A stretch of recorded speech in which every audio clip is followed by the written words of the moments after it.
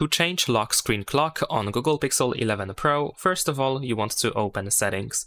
Over here in Settings, you should be able to find Wallpaper and Style, so let's go ahead and open this. And then once you have this preview of the lock screen, then you should be able to swipe up from this bottom side, and you can find the clock option. So we're gonna choose that.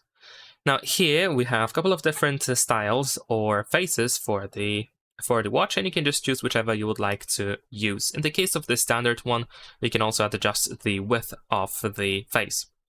So let's say I'm gonna choose this one here. Now we can go to color, and you can choose one of these available colors that you want to use on the clock face. You can also adjust the brightness of that color. And if you go to size, we have the large option. So if you disable the large option, then your clock face is going to be located here in the upper left corner of the lock screen. And if you turn it on, then most likely you will be able to see this clock face here in the middle of the lock screen. And if you want to save your changes, then remember to tap on this apply button in the upper right corner. And that's pretty much it. Leave a like and subscribe.